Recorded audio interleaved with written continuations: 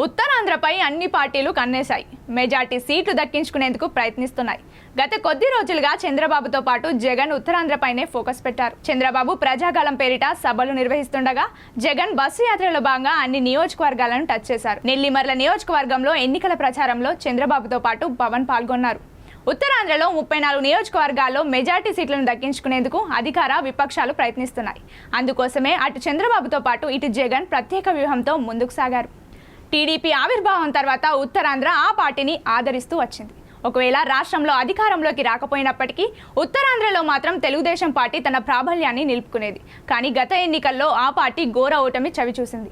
34 నియోజకవర్గాలకు గాను కేవలం 6 చోట్ల మాత్రమే గెలుపొందింది.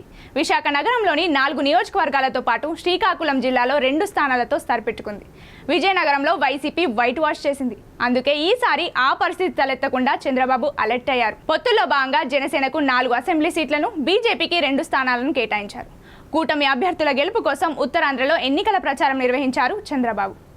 మరోవైపు పొత్తులో భాగంగా సీట్ల కేటాయింపు విషయంలో తలెత్తిన అసంతృప్తులను చల్లార్చే ప్రయత్నం చేశారు. అందులో కొంతవరకు సక్సెస్ అయ్యారు. ఉత్తరాంధ్ర వెనుకబాటు రాజధాని అంశాన్ని ప్రస్తావిస్తూ జగన్ ప్రజలను చైతన్యవంతం చేసే ప్రయత్నం చేశారు. గత ఎన్నికల్లో వైసీపీకి ఉత్తరాంధ్రలో 28 స్థానాలు దక్కాయి. ఈసారి కూడా మెజార్టీ స్థానాలు దక్కించుకోవాలన్న ప్రయత్నంలో జగన్ ఉన్నారు. అందుకే ప్రభుత్వం చేసిన సంక్షేమ పథకాలతో పాటు అధికారంలోకి వస్తే తామేం చేయగలమో చెప్పుకొస్తున్నారు. విపక్షాల ట్రాప్లో పడొద్దని ప్రజలకు పిలుపునిస్తున్నారు. మరోవైపు ఎక్కడైతే పార్టీ వెనుకబడి ఉందో అక్కడ దిద్దుబాటు చర్యలు చేపట్టారు.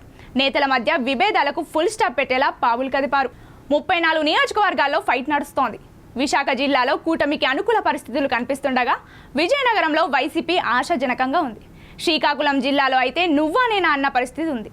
జనసేన గెలుపోటములను ప్రభావితం చేయనుంది. గత ఎన్నికల్లో దాదాపు మత్స్యకార ప్రాంతాల్లో జనసేనకు గణనీయంగా ఓట్లు పడ్డాయి. అక్కడ వైసీపీకి గెలుపునకు కారణమయ్యాయి. అందుకే ఈసారి జనసేన ఓటు బ్యాంకు కలిసి వస్తుందని టీడీపీ అంచనా వేస్తోంది. సంక్షేమ పథకాలే తమకు కలిసి వస్తాయని వైసీపీ నమ్మకంగా ఉంది. మరి ఎవరు సక్సెస్ అవుతారో అన్నది వేచి చూడాలి.